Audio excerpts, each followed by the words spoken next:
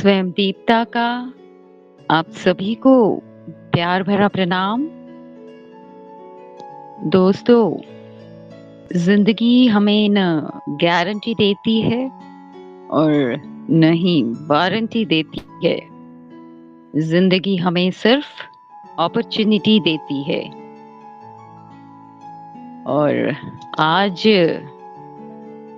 वो साधिका मेरे साथ हैं जिसने सभी साधक और साधिकाओं की दीक्षा करने की तैयारी में या मदद की है और सभी ग्रुप में वो बढ़ चढ़ कर सत्संग में हिस्सा लेती रही हैं।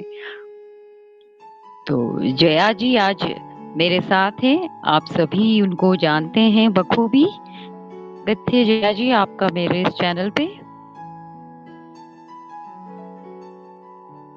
बहुत बहुत बोलिए जया जी। शुक्रिया स्वयं दीप्ता जी, आपने मुझे आमंत्रित किया। बड़ी खुशी हुई मुझे। जी जी जी जी, बस गुरुक्षेत्र की कृपा होती है तो बस वहाँ हम कनेक्ट हो जाते हैं ना। बिल्कुल बिल्कुल, है ना। तो ठीक है, हम शुरू करते हैं आपके पहले सवाल से। ये बताइए जया जी, आप अपने ही बारे में कुछ बताएं और आपका अध्यात्म की ओर रुझान कैसे हुआ? पहला सवाल। हाँ जी, आप कुछ बताइए अपने बारे में। आप फिलहाल एट प्रेजेंट मोमेंट आप क्या करती हो? पढ़ाई करती हो, क्या करती हो? और फिर अध्यात्म में आपका रुझान कैसे हुआ, बताइए। अभी तो मेरी स्टडीज खत्म हो चुकी हैं और मैं किसी जॉब को सिक्योर करने के लिए प्रयास कर रही हूँ। अध्यात्म की अगर बात करें तो मुझे लगता नहीं है कि ये मैंने प्रयास करके पाया है। ये जो अध्यात्म की इच्छा थी ना, वो मैं जन्म से लेके ही आई हूँ, और वो भी बहुत कम उम्र में। जिस उम्र में बच्चे खेलते हैं आजू बाजू के लोगों के साथ, उस उम्र से मेरे अंदर अध्यात्म की ललक थी। कुछ पता नहीं था, कुछ जानते नहीं थे, लेकिन जिसको हम कहते हैं कि 9 साल 10 साल 11 साल, इस उम्र में हमें कुछ पता ही नहीं होता सिवाय खेलने कूदने के। उस उम्र से मेरे अंदर अध्यात्म के लिए एक प्यास थी, एक खिंचाव था। प्यास भी नहीं कह सकते, उस समय प्यास नहीं होती, खिंचाव होता है। जैसे साधु संतों के हम चित्र देखते हैं तो उनको भर आंख देखते रह जाना, उनमें हम खींचते थे। हमें और चीजें नहीं खींचती थी कि जीवन में कोई बहुत बड़ा मुकाम हासिल करना है। ये चीजें कभी भी मुझे आकर्षित नहीं करी। लेकिन ओशो का चित्र आ गया, रमन का चित्र आ गया, या फिर रामकृष्ण परमहंस का चित्र सामने आ गया, तो मेरी आंख से आंसू भी गिरते थे और मैं इनसे कनेक्ट भी कर पाती थी। क्यों कर पाती थी उसका मुझे कुछ पता नहीं था कि घंटों देखते रहना ऐसे तस्वीरों को। फिर जब थोड़े और बड़े हुए तो कुछ तो माहौल में ऐसा था कि मेरी माँ शायद उनकी पुस्तकें, ओशो की मैगजीन्स पढ़ती थी, तो मुझे कुछ समझ नहीं आता था। तो वो कहती थी कि मैं तुम्हें मुल्ला नसरुद्दीन के जोक सुनाती हूँ, क्योंकि बच्चा माँ के साथ ही रहता है, गोल गोल घूमता है, स्कूल हो गया, ट्यूशन हो गया, तो अब मम्मा के साथ क्या खेलना है। तो माँ जोक सुनाती थी। वो जोक मुझे बहुत आकर्षित करने लगे और भी खींचने लगे। तो उस उम्र में जो ओशो की मैगजीन्स होती हैं वो तो बहुत ही ज्यादा अट्रैक्ट करने लगी, क्योंकि उनमें इतने कलरफुल पिक्चर्स होते हैं और ओशो के इतने बड़े बड़े पोर्ट्रेट्स होते थे। वो मुझे इतने प्यारे लगते थे कि फिर मैं जब और बड़ी हुई, 12 साल 15 साल, तो उन पुस्तकों को मैं अपने पास ही रखती थी। उनको रखना, उनको अच्छे से उनकी साफ सफाई करना, देखभाल करना कि ये कितनी प्यारी पुस्तक है, इसका जोक कितना अच्छा है। और ऐसे करके मैं जुड़ती ही चली गई अध्यात्म से, उनकी किताबों से, क्योंकि फिर तो इतना कुछ ओशो की सीख में, उनकी सिखावन में शामिल था। कभी वो किसी साइंटिस्ट का जिक्र करते थे, कभी किसी फिलोसफर का, कभी कोई, तो ऐसे करके वो कनेक्टिविटी बढ़ती गई और धीरे धीरे मैं एक एक को गूगल करके सर्च करके उनसे कनेक्ट होने लगी, उनकी टीचिंग्स को फॉलो करने लगी। जी। तो ये जरूर मैं जन्म से लेके पैदा हुई थी, ये डेवलप नहीं हुआ, ये पहले से ही था। जी, बहुत बढ़िया। फिर गुरुजी से कैसे जुड़ी आप? हाँ, हमारा गुरुजी से भी हाँ जी। जुड़ना तो बड़ी सुंदर अद्भुत घटना थी। गुरुजी हुँ, वो बुक एक प्रोवर्ब है ना कि गुरु तभी मिलता है जब साधक तैयार होता है, उसके हाँ पहले नहीं जी, मिलता। बिल्कुल। तो शायद वो जो 9 साल 10 साल से हुँ, शुरुआत हुई थी उस खेल की, वो हाँ कहीं पे जी। पूरी हुई जाके। और वो इतने प्राणों से प्यास उठी थी कि मैंने लिटरली आकाश के नीचे पुकारा था कि क्या कोई गुरु जीवित है, कि सारे चले गए, सारे कोई है ही नहीं, क्योंकि मुझे कोई भी रास्ता नहीं मिल रहा था। तो जब हुँ, मैंने इतना रो के रात में 1:30 2 बजे ऐसी कुछ स्थिति थी मेरे जीवन की उस समय कि मुझे कोई राह नहीं मिल रही थी, मुझे लग रहा था चारों तरफ अंधकार है, तो मेरे हाँ जी। प्राणों से वो पुकार उठी थी। और ये भी कोई ऐसे नहीं कि बड़े प्रेम से निवेदन किया गया हो, मतलब एक एक क्रोध भी था उसमें, आवेश भी था, रौद्र भी था कि कोई बचा है कि नहीं, कोई जीवित है कि नहीं, पुस्तकें नहीं चाहिए, इन हुँ, पुस्तकों से मैं कैसे प्रश्न पूछूं, ये उत्तर कैसे देंगी। उसमें भले 1000 प्रश्नों के उत्तर हैं, लेकिन मेरे स्पेसिफिक प्रश्न का उत्तर नहीं है उसमें। हाँ जी, जी। तो जब मेरे अंदर से ये पुकार उठी, तो 3 या 5 दिन के अंदर ही मुझे गुरुजी का चैनल मिल गया। अच्छा, ये जी। चमत्कार हो गया। हुँ, जी। और जब वो मिले मुझे, उनकी मैंने आवाज सुनी, तो उनकी आवाज में भी पहला ही वीडियो, पहली ही बार आवाज सुनी और एकदम ऐसा लगा सारे के सारे प्राण खिंच गए। इन्हें तो मैं जानती हूँ, सदा से जानती हूँ, और इन्हीं के पास जाना है। मतलब एक बार भी माइंड ने कुछ एनालिसिस नहीं किया कि थोड़ा जान लें, थोड़ा पहचान लें, कौन है ये, क्या करते, कुछ भी नहीं, सीधे आगे बढ़ गई। हुँ, तो ऐसे छलांग ही लग गई। हुँ, हुँ। जी, ऐसे ही होता है। जब ह हम जब तैयार हो जाते हैं ना तभी सही सत्य में सही सत्य है। जब हम तैयार होते हैं तभी हमें गुरु मिलते हैं, तो फिर हमारी छलांग ही लगती है। बहुत बढ़िया। जी। अब अगले सवाल पे चलते हैं हम।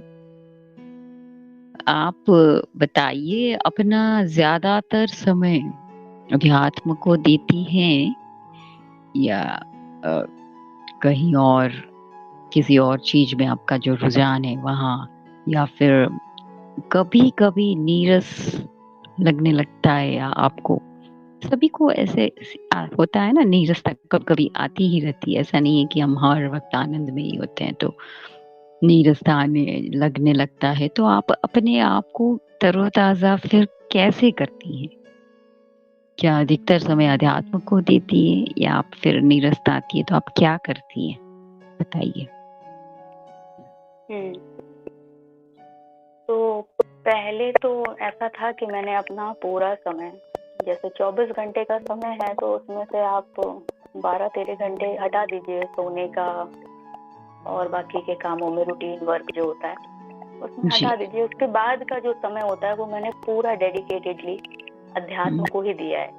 चाहे उसको पढ़ा हो, चाहे गुरुजी के वीडियोस देखे हों, चाहे फिर ग्रुप्स में जाके क्वेश्चन आंसर्स का प्रैक्टिस हुँ, खुद करना हो या किसी और को करवाना हो, तो हुँ, पूरा मैंने समर्पित कर दिया, एक तरह से झोंक दिया अपने आप को। फिर वहाँ पे मैंने बचाया नहीं खुद को। हुँ, लेकिन उसका भी एक नशा होता है और उसकी भी एक सीमा होती है। आप कुछ हुँ, भी सतत नहीं कर सकते। ये जो मन बिल्कुल। है ये थक जाता है। मन का हुँ, काम ही है वो 4 नई-नई ऑब्जेक्ट्स में जाएगा, वो एक ही काम धर्रे पे कैसे करेगा? जो नहीं व्यक्ति कर एक ही काम धर्रे पे कर सकता है वो तो फिर बहुत मूर्ख व्यक्ति होगा, नहीं क्योंकि कर सकता मन है, है ना, नहीं तरोताजगी कर चाहता है मन, बिल्कुल। हाँ, बिल्कुल। तो अभी कुछ ऐसी स्थिति हो गई है कि अब मैं बहुत ज़्यादा ना तो ग्रुप्स में इन्वॉल्व होती हूँ और ना हुँ, ही हुँ, सिखाने में ही मेरा कोई अब रुझान रह गया है। अब हुँ, ऐसा लगता है कि जो कुछ भी मैंने खुद सीखा है, पढ़ा है, उसको मैं अपने जीवन में जो सत्यापन किया है, वो मेरे जीवन में उतरा है या नहीं, अब अंतर्दृष्टि पे काम हो रहा है। अब बहिर्मुखी नहीं है कि मैं किसी को सिखा के, समझा के या वहां से कुछ निकलने वाला है, ऐसा नहीं। अब सिर्फ अपने ऊपर नजर गड़ी हुई है कि मुझे कब क्रोध आया, मुझे कौन सी बात किसकी चुभती है, और अगर चुभती है तो फिर मुझको अपने ऊपर अभी काम करना बाकी है। तो अब दृष्टि जो है दूसरों की तरफ से अपनी तरफ लौट चुकी है। बहुत बढ़िया। अब बहुत एकांत हो चुकी हूँ। अब ग्रुप्स में मैं दिखाई ही नहीं दूंगी। हाँ, ऐसा हो गया। एक ग्रुप जो था भी उसमें कुछ होती थी हरकतें, तो वो मैंने किन्हीं और साधक को दे दी। उसमें भी ऐसा हुआ कि वो भी मेरे प्राणों से प्यास ऐसे ही उठी कि अब मैं ये भी नहीं करना चाहती। तो मैंने देखा कि अस्तित्व तो इतना सुनता है, कृपा इतनी बरसती है कि कोई व्यक्ति सामने से ही आया और मैंने उनको हैंड ओवर कर दिया चीजें कि आप संभालिए। बिल्कुल जी जी, बिल्कुल। बहुत आपने अपना भाव को सामने रखे, बिल्कुल है ना। एक स्तर पे एक चीजें नहीं कर सकते हैं, लेकिन वो नीरसता जो है ना, अभी स्वतः मतलब 24 घंटे आप ध्यान तो नहीं कर सकते हो ना, तो 24 घंटे करने के बाद में भी वो नीरसता है ना, वो खालीपन आ जाता है। तो उसको भरने के लिए आपको और कुछ करना होता है। उस नीरसता को भरने, नीरसता नहीं कहेंगे हम, वो नीरसता नहीं होती है। हाँ, एक पॉजिटिविटी, एक आनंद सा, लेकिन उसको भी भरना होता है ना। तो बिल्कुल 24 घंटे हम ज्ञान प्रसार नहीं कर सकते हैं, 24 घंटे हम ज्ञान की बातें नहीं कर सकते हैं। उस बीच हमें कुछ और जो हम मन भी है ना, उसको भी तो टटोलना है, उसको भी सुनना है, वो भी हम पे हावी होता है। तो बिल्कुल आपने सही कहा है ना, बहुत सुंदर तरीके से आपने अपने भाव को रखा है इसको। और एक बात और है संदीप्ता जी, जी, ये जो काम है ना, ये बड़ी जिम्मेवारी का काम है। ये उसके कुब्बत का काम है जिसके अंदर आनंद छलक रहा है ना, जो सराबोर है वो तो कर सकता है। हाँ, बहुत अच्छी बात उसको मिल रहा है, भरपूर मिल रहा है। हाँ, तो वो बांटेगा ही, उसके पास और कोई उपाय नहीं है, कोई ऑप्शन उसको उसी में आनंद आता है। हाँ। तो मुझे ये समझ में आया कि जो जैसे गुरु जी हैं, या फिर हम बड़े बड़े लोगों के नाम लेते हैं ना, ओशो का नाम लेते हैं, या जिन्होंने जीवन में वाकई पा लिया है ना, उनके जीवन में आनंद है, शांति है, और वो शांति किसी चीज से, किसी वस्तु विशेष से, व्यक्ति विशेष से आने वाली नहीं है। नहीं, हाँ, वो जो नैसर्गिक उनको प्राप्त हो गया है, उसकी सुवास फिर बिखरती है, फिर उनके लिए कोई बोझ नहीं है काम। ये बोझ नहीं, हाँ, ये आनंद है। मतलब यही ना, अननोइंगली यही होता है फिर, बस इसके अलावा और कुछ भी नहीं जी।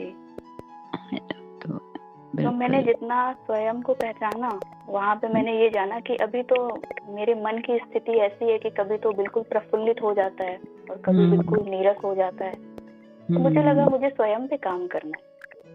अभी मैं जो कर सकती थी वो मैंने किया, और अब दृष्टि अपने ऊपर। बहुत बढ़िया, बहुत आपने बहुत अच्छा ना, आपने जो भी निर्णय लिया या सोचा, बिल्कुल सही दिशा में आपने सोचा है उस चीज को कि स्वयं पे दृष्टि जानी चाहिए। और आपने बहुत सुंदर तरीके से जो भी किया, वो भी बड़ा सुंदर तरीके से, क्योंकि मैंने देखा है आपको, है ना, तो उसको भी आपने बहुत सुंदर तरीके से किया है उसको आपने। जी जी जी, बहुत बढ़िया। ठीक है, चलिए अगले प्रश्न पर चलते हैं हम। देखिए, अब जया जी, अगला प्रश्न की भूमिका थोड़ी सी व्यक्तिगत है, तो उत्तर आप हाँ या ना में दे सकती है, नहीं देना चाहती है तो नहीं भी दे सकती है ना, आपकी इच्छा अनुसार। थोड़ा सा व्यक्तिगत है, तो आप अपने देना है तो दीजिए, नहीं देना है तो कोई बात नहीं। क्या आपने कभी प्रेम किया है? क्या प्रेम अध्यात्म में बाधा है? क्या प्रेम भी बंधन है?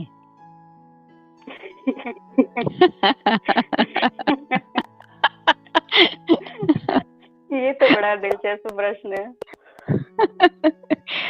हाँ जी। बताइए। नहीं, बिल्कुल ये प्रश्न भी ले लेते हैं, हाँ, तो कोई बताइए। आपत्ति नहीं है। क्या जी, आपने और कोट प्रेम किया है? हाँ ओशो जी, को बताइए। ओशो ने कहा है कि वही मेरे पहले गुरु मेंटोर जो भी कह सके, जी। उनको मैंने इतना पिया है, इतना सुना है, तो वहीं से कोट करती हूँ कि क्या कोई ऐसा व्यक्ति है जिसको हवा ने ना छुआ हो? ऐसा तो नहीं होगा। तो प्रेम किसी को नहीं हुआ है, अगर कोई व्यक्ति ऐसा कहता है तो इस तो बात में कितनी सत्यता है।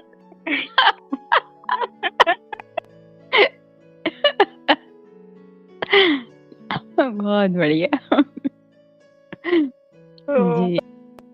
प्रेम बिल्कुल किया है। हाँ जी। लेकिन अगला प्रश्न आपका था कि क्या प्रेम अध्यात्म में बाधा है? ये मैं नहीं मानती कि प्रेम अध्यात्म में बाधा है। बाधा नहीं है, क्योंकि हर एक्सपीरियंस आपको सिखाता है। अगर आपके पास एक्सपीरियंस ही नहीं होगा तो प्रेम के पार कैसे जाएंगे?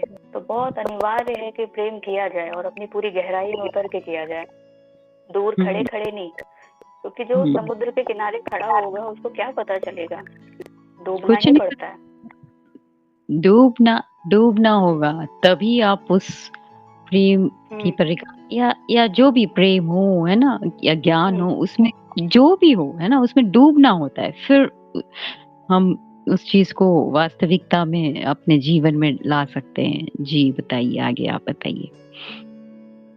जी, तो प्रेम में उतरना बहुत बहुत ज्यादा जरूरी है, क्योंकि हम जितना अपने आप के बारे में समझते हैं, जानते हैं, हम वो नहीं है, वो हमारी इमेज है। अगला व्यक्ति हमें बताता है कि आप वास्तव में क्या हो। जब वो आप पे क्रोध करेगा, जब आप पे हावी होगा, तो आपका कैसा प्रतिक्रिया निकल के आएगी, तब आपको पता चलेगा कि वास्तविक मैं कौन हूँ। हाँ जी। कि आपके भीतर कितनी घृणा भरी हुई है। आप कहते तो हो ऊपर से कि मैं बहुत प्रेम करता हूँ, मैं तुम्हारे लिए सब कुछ कर सकता हूँ, बोल रहे चांद तारे तोड़ लाऊंगा। वो तब पता चलेगा जब विषम परिस्थिति आएगी और अगला व्यक्ति जो प्रतिक्रिया देगा, तब वास्तविक रूप पता चलता है। और केवल उसका नहीं पता चलता, आपको खुद का भी पता चलता है कि आपके अंदर कितनी आग भड़की।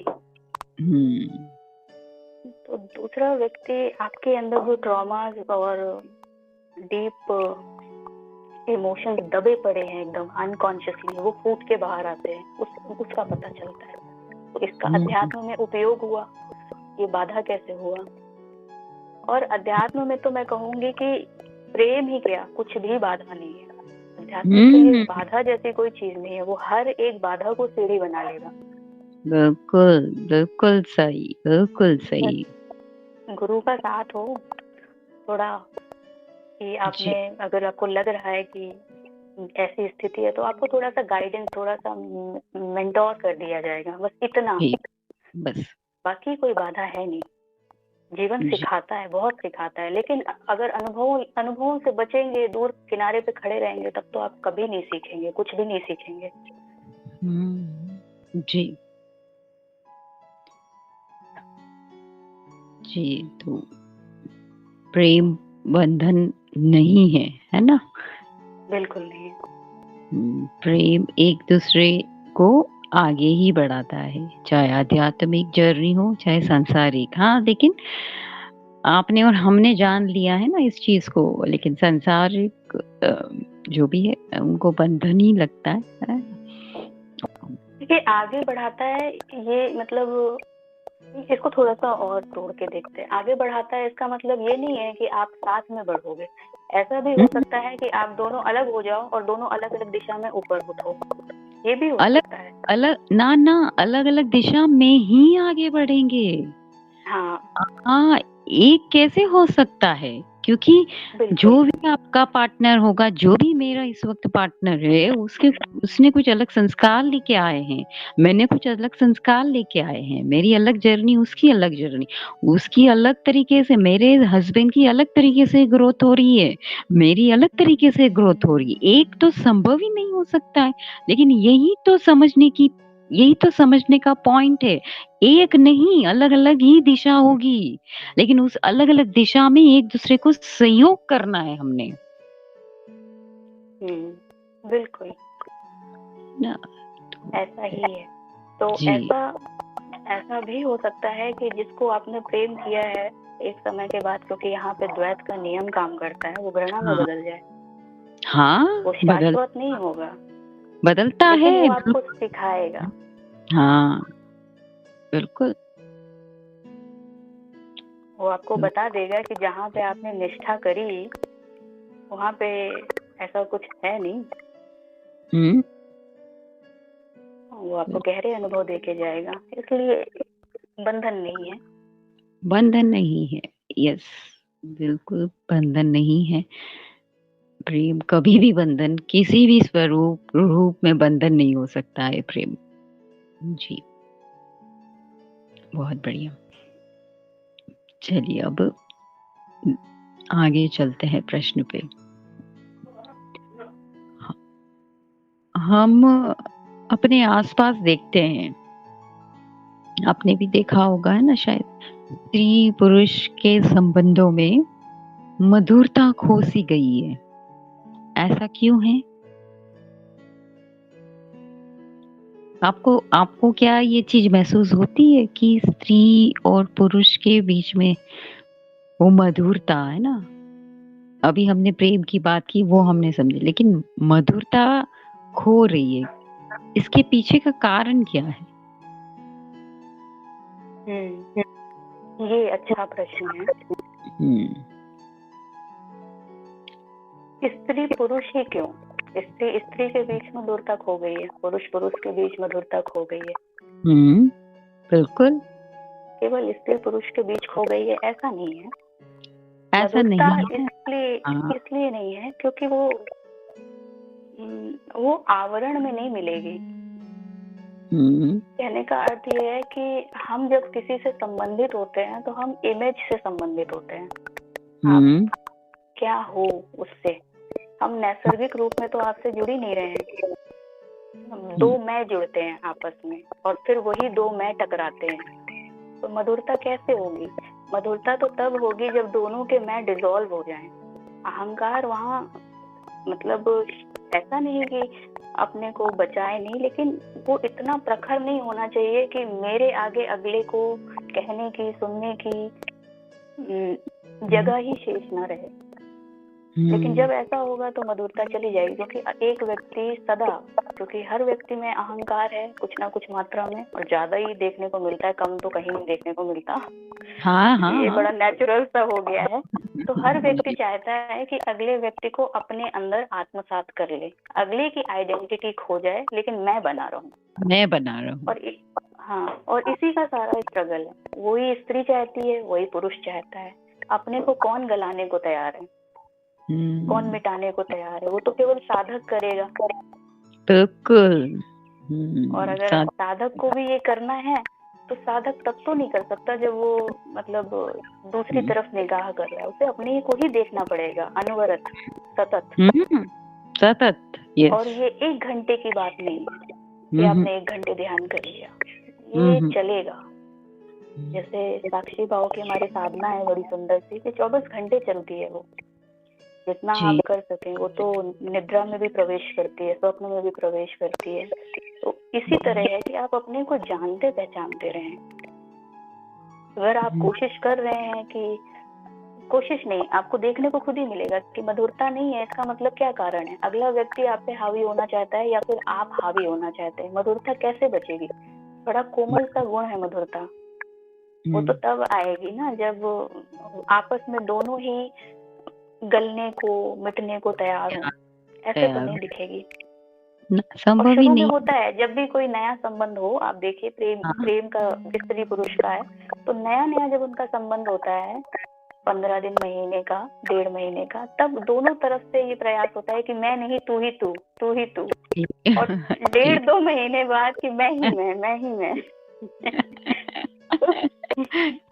तो कुछ भी नहीं, क्योंकि थोड़ा परिचय हो गया, थोड़ा कंफर्टेबल हो गए, तो अब अगले को हम बिल्कुल नस्त नाबूद कर देंगे। तो हम ही हमें तो मधुरता खोने लगती है, फिर छिटकने लगती है।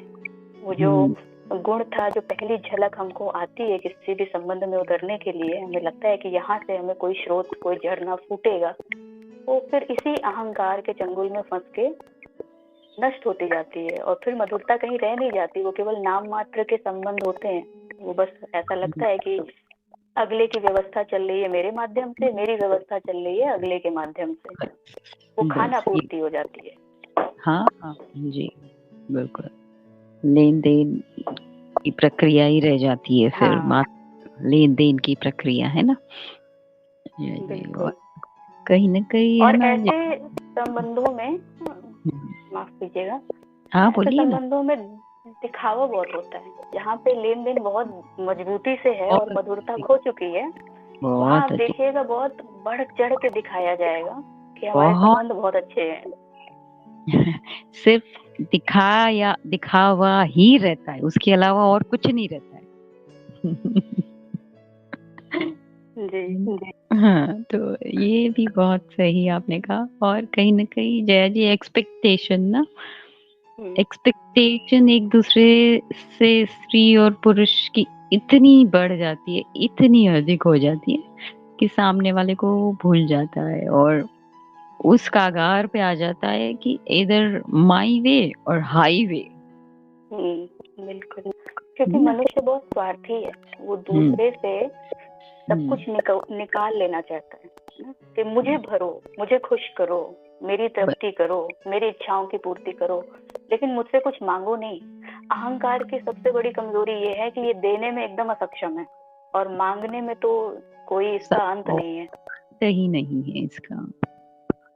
तो इसी वजह से संबंधों में है ना मधुरता नहीं है, और यही कारण है ना, देना नहीं समझते हैं। तो यही प्रेम, अभी तक प्रेम को भी किसी ने समझाया जाना नहीं है, तभी वो मधुरता भी नहीं होती है रिश्तों में। स्त्री या पुरुष ही नहीं, परिवार, घर परिवार, किसी भी रिश्ते में है ना, एक्सपेक्टेशन जब बढ़ जाती है तब सारी प्रॉब्लम शुरू हो जाती है।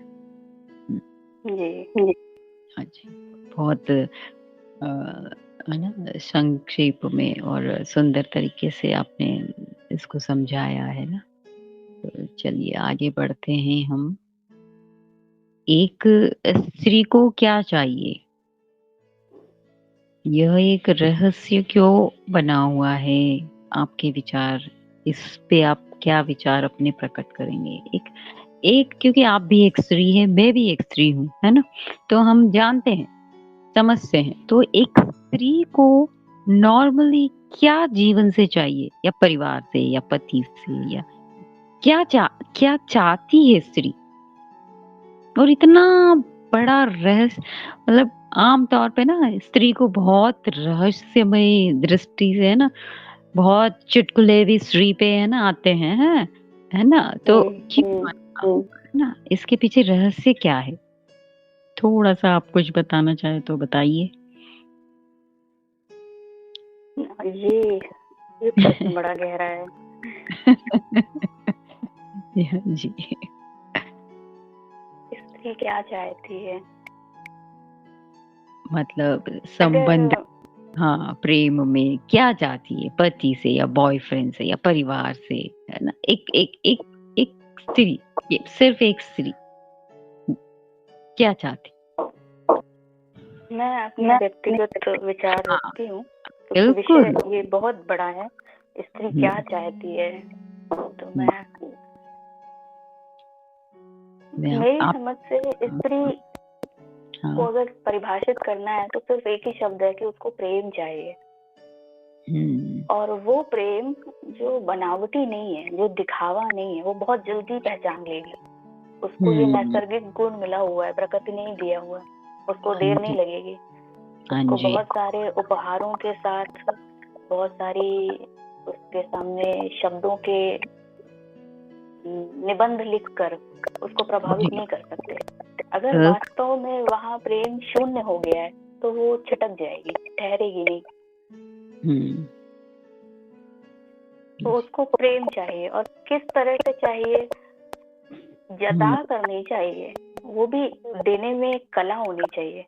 अगर देने वाले के पास कला नहीं है, कुशलता नहीं है, इस तरह से दे कि दे भी दिया गया और एक बार भी जताया नहीं गया, तो उसमें उसको और रहस्य को बने रहने में, वो कमल को खिलने में प्रेम के और भी सुविधा पाती है वो, क्योंकि उसका पूरा का पूरा आप स्ट्रक्चर भी अगर देखें स्त्री का, तो वो छुपाव है, छुप कर रहना, वो एकदम से उघड़ नहीं जाना चाहती। जी जी। इसलिए हम ऐसा, स्त्री रहस्य है, स्त्री देवी है, हम ऐसे शब्दों का भी प्रयोग करते हैं। उघाड़ के नहीं, बता के नहीं, जता कर नहीं। जता कर नहीं, यस एग्जैक्ट वर्ड। जता दिया तो फिर तो नष्ट कर दिया आपने, कमल के पत्ते पत्ते तोड़ दिए, कहाँ बचा कमल, ऐसा हो जाएगा। तो बहुत कोमल है, और ये ढंग भी स्त्री ही आपको सिखाएगी, क्योंकि पुरुष कहाँ से सीखेगा, या तो वो बड़ा ध्यानी हो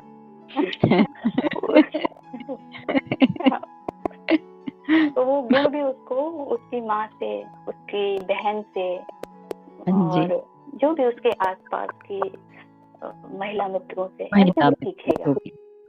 उसका ढंग क्या है, और उसको सीखने के लिए उसको इतना ज्यादा ध्यान देना पड़ेगा स्त्री की गतिविधियों को, कि स्त्री कैसे उठती बैठती है, कैसे बात करती है ना, उसका ढंग क्या है। अगर स्त्री का अध्ययन ही नहीं किया है तो आप उससे प्रेम भी नहीं दे पाओगे, नहीं दे सकते हैं। बिल्कुल सही बोला आपने। हाँ, तो वो हो सकता है शुरू में उसको बड़ा अच्छा लगे कि आपका ढंग ऐसा, लेकिन बड़ी जल्दी वो छिटक जाएगी, क्योंकि रहस्य आप बरकरार नहीं रख पाओगे। रहस्य की कला तो आपको स्त्री ही सिखाएगी।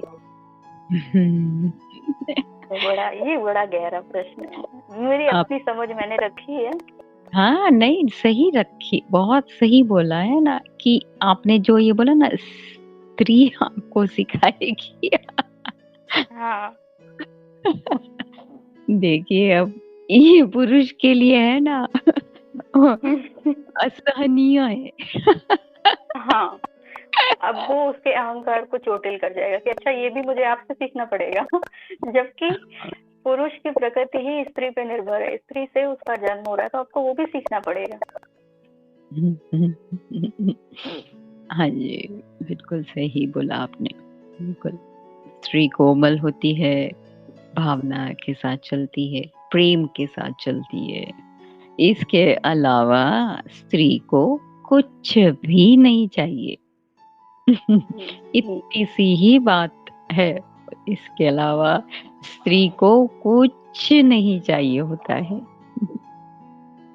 बिल्कुल, मुझे तो ऐसा ही लगता है कि इतना ही होता चाहिए। इसके अतिरिक्त अगर वो खुद भी ज्ञान में है, ध्यान में है, हाँ, तब तो बात और भी आगे बढ़ जाती है। फिर तो शायद उसको जिस प्रेम की हम बात कर रहे हैं वो भी नहीं चाहिए, क्योंकि फिर वो अपने आप को, हाँ एग्जैक्टली, फिर तो उसको वो भी नहीं चाहिए, वो तो फिर खुद स्वयं समर्थ है, स्तोत्र, हाँ समर्थ है, स्वयं है वो।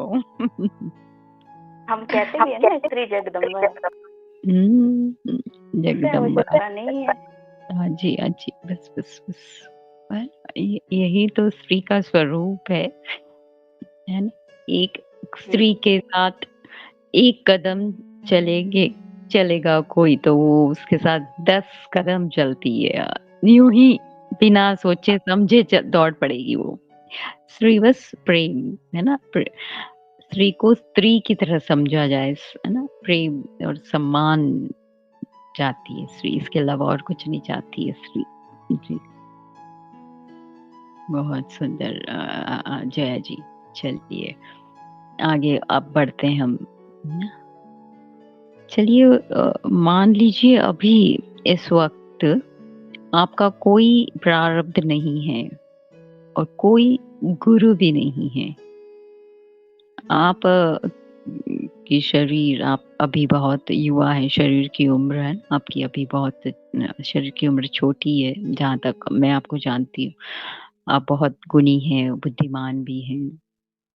तो फिर आप किस तरह से जीना चाहेंगी आप, और क्या करेगी? मतलब कोई प्रारब्ध, समझो कोई प्रारब्ध नहीं है आपकी जिंदगी में, कुछ भी नहीं है, गुरु नहीं है, प्रारब्ध नहीं है, कुछ नहीं है, तो मात्र जया क्या करेगी, जया कैसे जीना चाहेगी?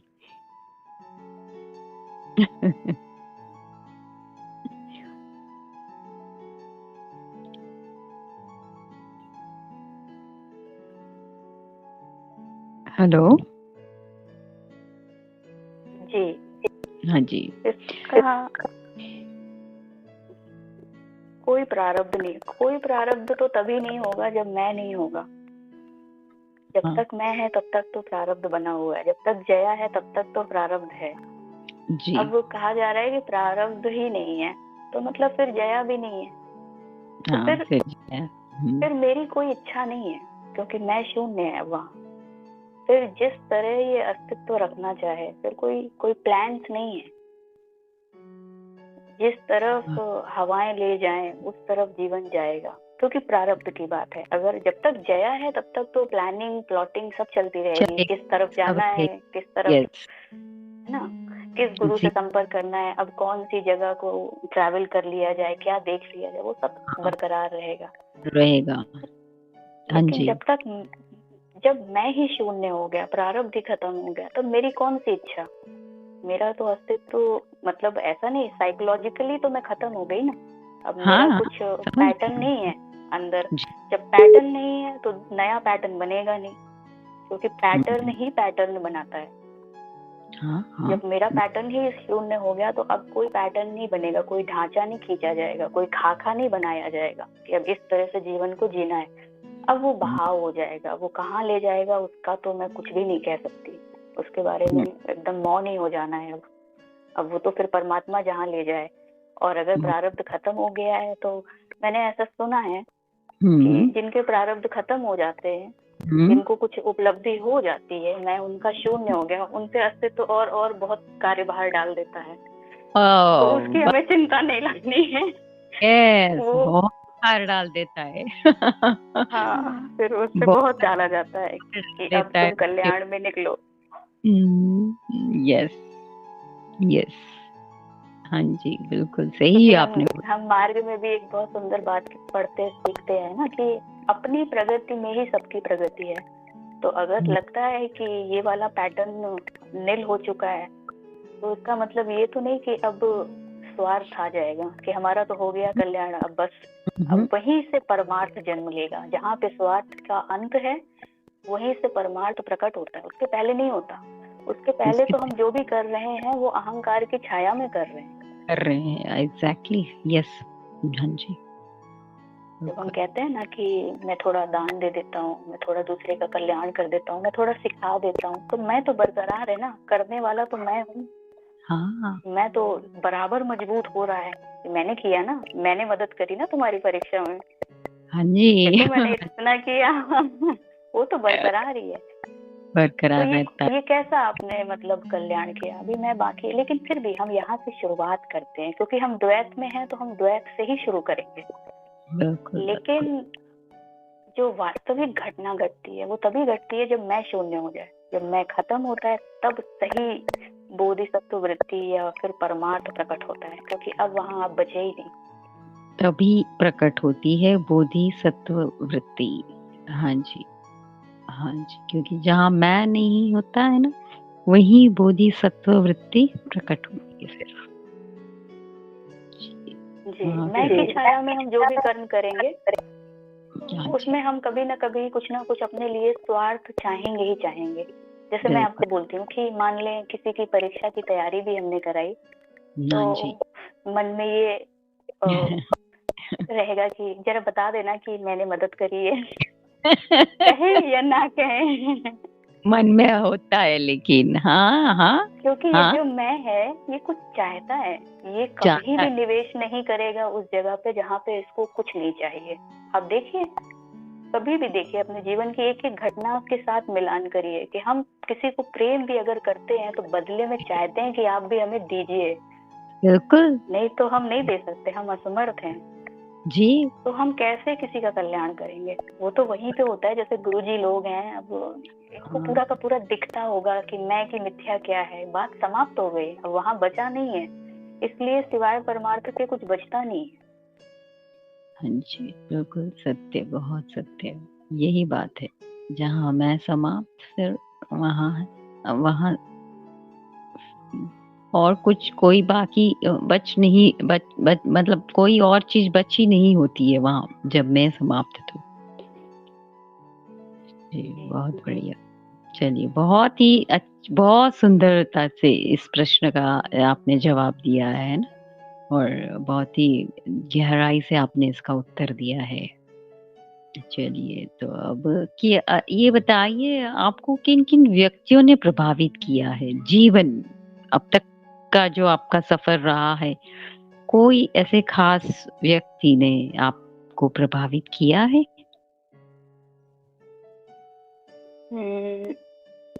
मतलब आप अध्यात्म के जगत से पूछ रही हैं या फिर? नहीं, मैं आम संसारिक जीवन की बात। अध्यात्म तो आपने बताया है ना कि ओशो है आपका, वो है ना, यही सारी चीजें आपको प्रभावित, लेकिन आम व्यक्तिगत में पूछ रही हूँ। कोई आप नहीं बताना चाहती है तो कोई बात नहीं, कोई ऐसा खास व्यक्ति ने आपको प्रभावित किया है?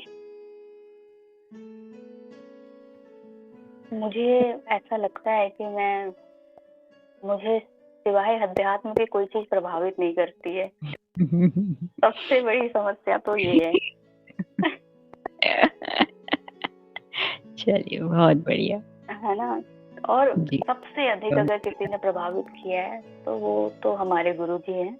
उसके अतिरिक्त मुझे नहीं लगता कि किसी ने मुझे इतनी मतलब प्रभावित किया हो कि जड़ें तक बिल्कुल अंदर हिल गई हो कि नहीं। हाँ, क्योंकि जो प्रभाव होते हैं, प्रभाव का मतलब ही है कि वो कुछ समय रहेगा, उसके बाद चला जाएगा, लेकिन जो सबसे गहरी छाप छोड़ी है वो मुझे लगता है सिवाय गुरुजी के कोई नहीं। क्योंकि वहां पे एक बार भी संशय, चिंतन, मनन कुछ नहीं चला। मतलब सीधे ही जैसे समर्पण हो गया, नतमस्तक हो गई। कोई जान नहीं, कोई पहचान नहीं, ना नाम का पता है, ना उनके चित्र का पता है कि वो क्या है, कैसे दिखते हैं, कुछ नहीं। लेकिन एक आवाज से और बस बात वहीं पूरी हो गई। तो ऐसा प्रभाव मेरा कभी भी किसी और के साथ नहीं हुआ है आपका। बहुत बढ़िया, बहुत। और यही सबसे बड़ा प्रभाव है ना, अब चाहे व्यक्ति का हो चाहे गुरु का हो, है ना, बस यही हमारे चित्त पर, गुरु व्यक्ति ही हमारे चित्त पर छाव या छवि छोड़ सकता है।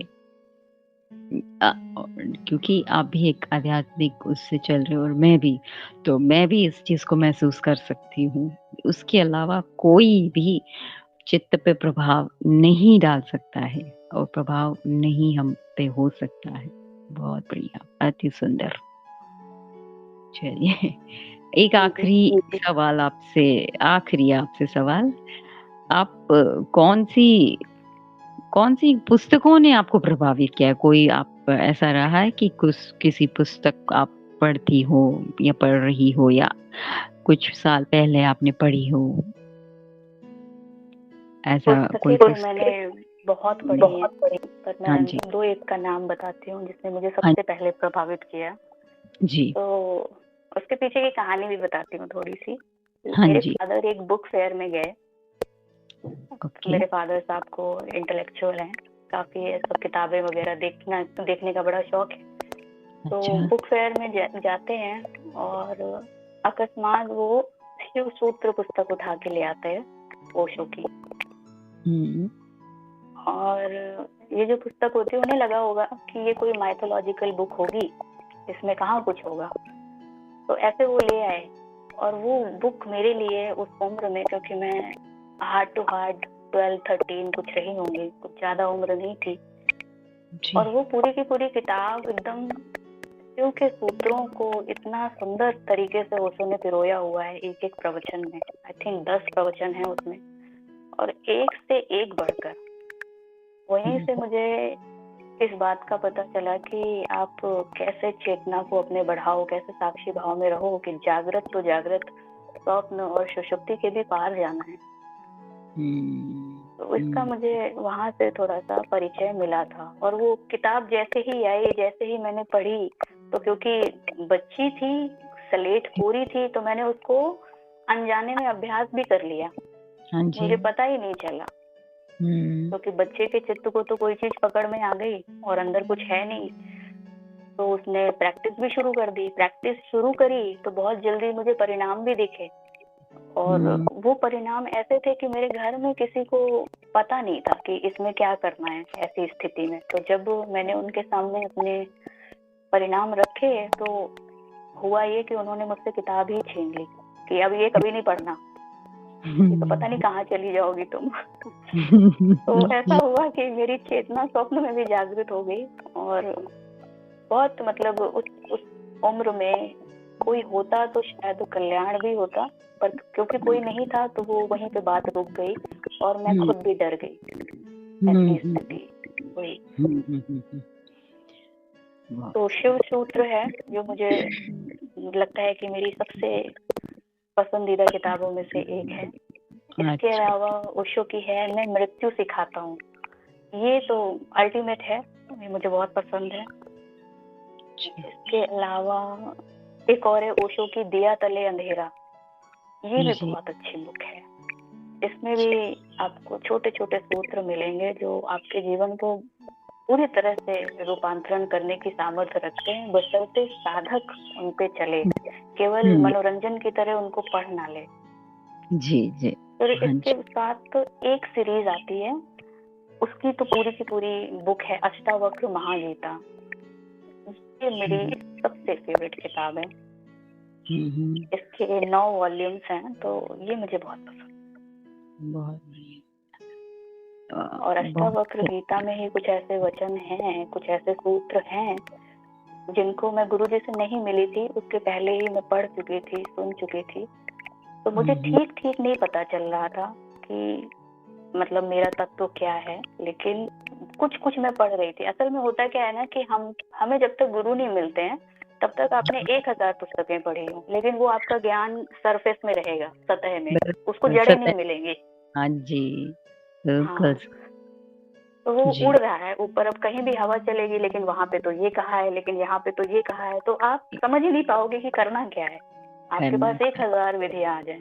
लेकिन जैसे ही मैंने अपने अनुभव से जाना कि जैसे ही गुरुजी वाला मुझे वो कोर्स मिला जो उन्होंने ज्ञान दीक्षा कार्यक्रम बनाया हुआ है, जब वो मुझे मिला और उसको भी मैंने बड़ी तीव्रता से किया, मतलब 15 दिन के अंदर वो मैंने लिख विख के सब खत्म कर दिया। इतनी मुझे इतनी प्यास थी कि मुझे मिल गया, तो उसमें भी मैंने विलंब नहीं किया। तो जैसे ही मैंने उसको किया तो उसके बाद मुझे लगा कि अब जड़ें मिल गई, अब इसके बाद आप कुछ भी पढ़ो आपको और अच्छे से समझ में आएगा, क्योंकि अब आपका वो जो सूत्र है वो हिलेगा नहीं कि इस बुक में ये कहा है या उस बुक में वो कहा है, आपको पता है। ये बिल्कुल वैसे ही है कि जैसे छोटा बच्चा, मतलब उसने प्लस माइनस सब्ट्रैक्शन डिवीजन ये सब कुछ नहीं सीखा है, लेकिन वो मैथ्स के बड़े बड़े बुक्स और पीएचडी लेवल के वो घूम रहा है, तो उसको क्या समझ में आएगा। और जैसे ही आपने ये कर लिया प्राइमरी, फिर आपको समझ में आती हैं चीजें, सारी स्पष्टता आ जाती है, स्पष्टता आ जाती है। जी जया जी, बहुत सुंदर तरीके से आपने अपनी आध्यात्मिक जर्नी से लेके वास्तविक जर्नी, संसारिक जर्नी, है ना, उन सबको बड़े सुंदर तरीके से उसको व्यक्त किया है। और जया जी, मैं जानती हूँ कि आप बहुत अच्छा गाती भी है। तो जाते जाते 2 लाइन गा दीजिए। है ना जी, चलिए आपका जो भी भाव हो गाइए आप। ठीक है, मैं आपको एक भजन सुना देती हूँ जी, बड़ा सुंदर लगता है मुझे। हाँ जी।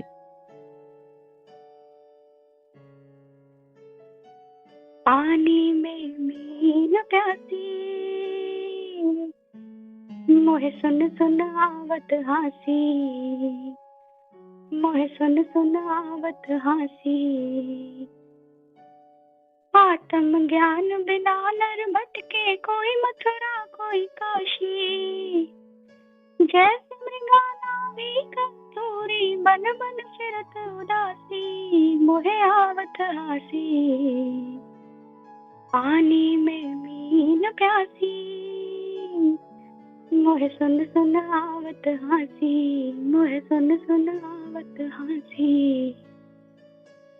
जल विच कमल कमल विच खलिया था, पर भंवर निवासी। तो मन बसत लोक भयो है, यति सती सन्यासी, मोहे आवत हासी। पानी में मीन प्यासी, मोहे सुन सुन आवत हासी, मोहे सुन सुन आवत हासी।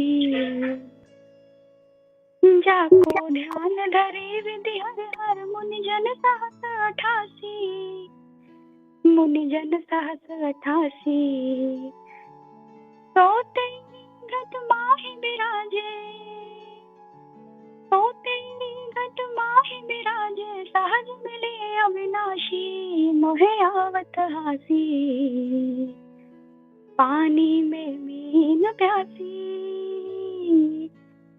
मोहे सुन सुन आवत हासी, मोहे सुन सुन आवत हासी। वह हाजिर थे ही दूर दिखावे, है हाजिर थे ही दूर दिखावे, दूर की बात निरासी। कहीं कबीर सुनो भई साधो, गुरु बिन भरम न जासी, मोहे आवत हासी। पानी में मीन प्यासी, मोहे सुन सुन आवत हासी, मोहे सुन सुन आवत हासी। वाह, बहुत सुंदर, अति सुंदर गाया है आपने। मेरे जीवन का सार ही यही है कि बिना गुरु के नहीं पता चला, और इतनी पास निकट से भी निकट बात है, लेकिन तो हाँ, यही मेरे को समझ आया। बहुत सुंदर भाव आपने व्यक्त किए, और यही सत्य है जीवन की।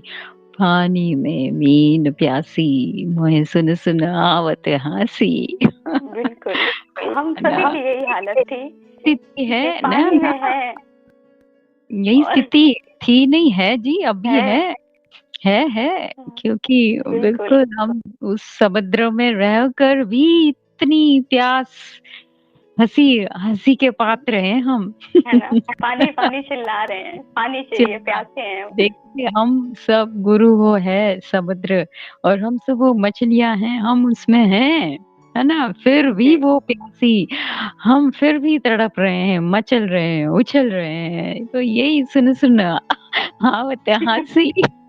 बिल्कुल। बहुत खूबसूरत भजन सुनाया, और बस यही जीवन की सत्यता है। देखिए, गुरु बिन कुछ भी संभव नहीं है, इसीलिए गुरु को ब्रह्म कहा गया है ना। परमेश्वर, गुरु ब्रह्मा परमेश्वर, बस उसके बिना तो आपको कोई झलक ही नहीं मिलेगी। हाँ, हम कोशिश जरूर करते हैं, है ना, अपने तरीके से जीने की, है ना, लेकिन कुछ नहीं ज्यादा, है ना, जहाँ पहुंचना चाहिए वहां नहीं पहुंच पाते हैं। लेकिन जैसे ही गुरु मिलते हैं, सानिध्य मिलता है ना, फिर जो स्पीड पकड़ती है, उसका एक अलग स्वरूप होता है।